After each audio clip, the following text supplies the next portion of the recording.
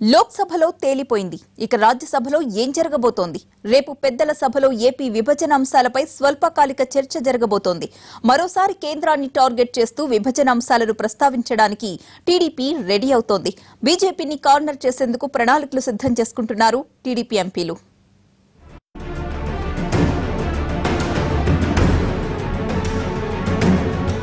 లోక్సభలో అవిశ్వాసంపై చర్చ సందర్భంగా బీజేపీ అధినాయకత్వాన్ని కేంద్రం తీరును వీలైనంత వరకు ఎండగట్టామనే భావనలో ఉంది టీడీపీ.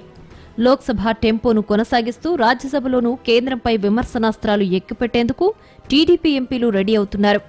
ఎంపీలు సుజనా చౌదరి, సీఎం రమేష్ ఏపీ సమస్యలపై రూల్ 176, 168 కింద నోటీసులిచ్చారు.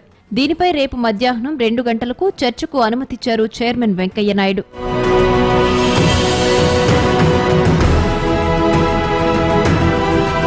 రాజ్యసభలో బీజేపీ తమపై కౌంటర్ అటాక్ చేసే అవకాశాలు ఎక్కువగా ఉన్నాయని టీడీపీ భావిస్తోంది.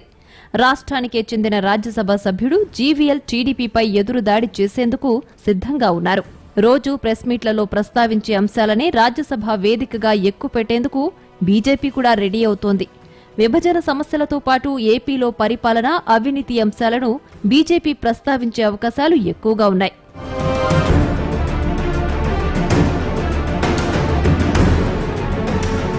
లోక్సభ తరహాలోని రాజ్యసభలోనూ పాయింట్ టు పాయింట్ అన్ని అంశాలను ప్రస్తావించాలని టీడీపీ నిర్ణయించింది.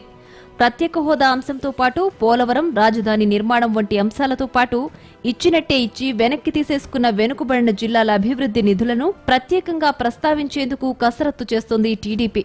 మరోవైపు కడప స్టీల్ ప్లాంట్ అంశానికి సంబంధించి కూడా కేంద్రాన్ని గట్టిగా నిలదీయాలని టీడీపీ భావిస్తోంది.